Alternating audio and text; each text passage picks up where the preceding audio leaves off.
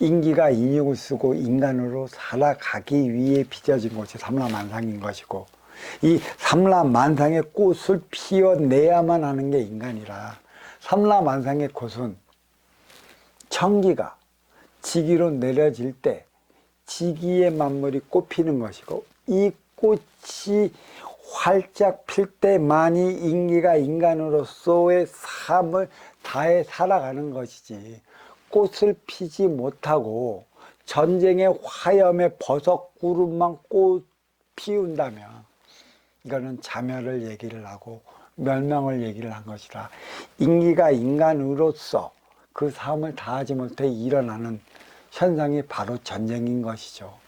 충돌, 부딪혔다는 얘기입니다. 양과 양끼리 부딪히면 충돌합니다. 신과 신끼리 부딪히면 충돌한다는 것이죠. 그래서 양양상추는 겉으로 드러내 큰 상흔을 입힙니다.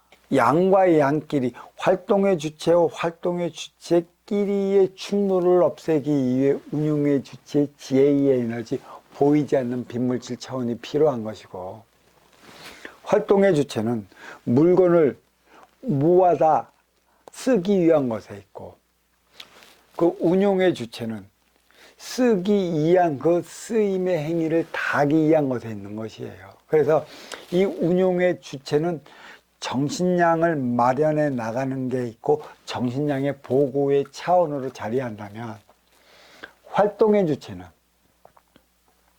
육생량을 만들어 나가는 요람이라 할 수 있는 것입니다. 그러니까 육생량과 정신량, 활동의 주체, 운용의 주체, 이로움과 아쉬움이 항상 만날 때만이 우리의 삶은 사랑의 꽃이 피고, 이 사랑의 꽃의 열매가 행복 차원으로 나가는 것이에요. 하나에서 둘로 분리된 것은 활동의 주체를 만들어내기 위한 것이라. 그래서 성경에는 하와의 갈비뼈를 가지고 아담을 만들었다고 하는 그런 가르침이 있습니다. 그건 방편적인 가르침이지만, 우리는 보이지 않는 음의 기운은 지혜로서 지식을 산출해냈어요. 이 지식은 양의 기운, 활동의 주체로서 만물을 운영해 나가는 차원이 있다는 것이에요. 꽃은 왜 피울까요? 청기가 지기로 내릴 때 꽃이 피워지는 것입니다. 그러면 꽃만 피웠다고 우리가 우리의 삶을 살아가는 것일까요? 아닙니다. 꽃은 활동의 주체가 피우려 해도 피워지지 않는 게 꽃이에요. 운용의 주체인 청기가 내릴 때만이 꽃이 피어진다는 얘기입니다. 양과 양이 만나면 양양상충, 음과 음이 만나면 음운상국이 일어납니다. 양양상충은 겉으로 일어나는 대폭발이요, 음운상국은 안으로 골마 터지는 일들이라, 양과 양끼리, 활동주체와 활동주체끼리 부닥치면 그만큼 나의 삶의 상흔은 크게 자리를 해버리고, 그만큼 아픔만 자리하는 것이고, 또 활동의 주체가 없이 음과 음, 운용의 주체와 운용의 주체가 만나서 살아간다면 속으로 골마 썩어버리니 그 어떤 것도 함께 나갈 수 없다는 것입니다. 활동의 주체가 밝음을 뜻하면 운용의 주체는 어둠을 뜻하는 것이에요. 그래서 인기가 인육을 쓰고 인간으로 살아가기 때문에 인간은 활동의 주체인 것이고, 인육을 벗고 저승으로 돌아가는 인기는 운용의 주체로 자리하는 것이죠. 인기는 신으로서 자리를 하는 것이고, 인간은 인간으로서 활동의 주체로 자리하는 것입니다. 그러니까 신은 운용의 주체요, 인간은 활동의 주체라는 것이죠. 활동의 주체는 밝은 것이고 운용의 주체는 어두운 것이라, 어둠이 밝음을 감싸주기 때문에 밝음이 빛나는 것이지, 어둠이 없는 밝음은 밝지를 못해 갖고 어떠한 분별도 일으키지 못하는 것입니다. 이게 바로 음양화합이라는 것이죠. 육생양, 이 밝은 것만 가지고 우리는 우리의 삶을 절대 이루어내지 못합니다. 화합의 에너지, 육생의 에너지에 정신의 에너지를 부과시킬 때 빛나는 삶이 우리의 삶이기 때문에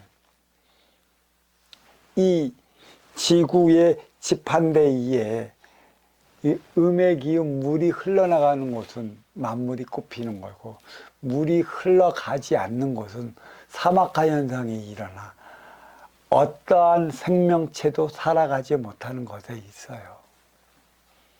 여자는 운용의 주체 음의 기운이요, 남자는 활동의 주체 양의 기운이라. 그래서 여자가 시집가는 이유가 활동의 주체인 이 열매에 씨를 맺기 위한 게 있습니다.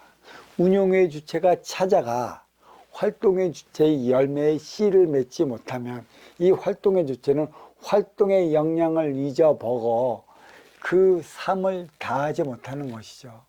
그러니까 활동의 주체만이 자기의 종족을 번식하기 위해 운용의 주체인 여성을 마련하는 것이죠. 물이 흘러 들어가 가지의 열매를 맺고 이 열매가 땅으로 떨어져 갖고 또 다른 그 종족을 번식해. 그렇게 본다면 이 열매는 운용의 주체이실까요? 활동의 주체이실까요? 활동의 주체, 남자의 씨예요. 여자 거는 없어요. 여자는 물만 왔다가 때가 되면 떠나버려요. 이게 윤회의 차원으로서도 고스란히 드러나고 있습니다. 어떠한 윤회의 차원인가?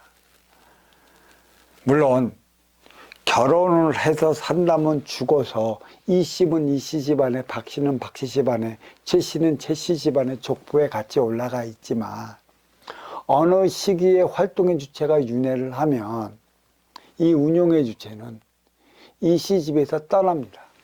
최 씨 집에서 떠납니다. 박 씨 집에서 떠납니다. 자기 본유대 씨를 초자가 운용의 주체로 대기하고 있다가 그에 걸맞는 인연이 나오면 운용의 주체로서 찾아가 활동의 주체가 활동의 역량을 다할 수 있게끔 지혜를 발현해 주는 것이죠. 그래서 삼라만상이 있는 이유가, 활동의 주체로 있는 이유가 바로 여기에 있는 것이에요. 어디에 있을까요? 그리고 활동의 주체만이 자기 업을 사할 수 있다는 사실이죠. 운용의 주체에 있어 갖고 자기 업을 살 수 있는 것은 간접적인 것에 있지 직접적인 것에 있지 않습니다.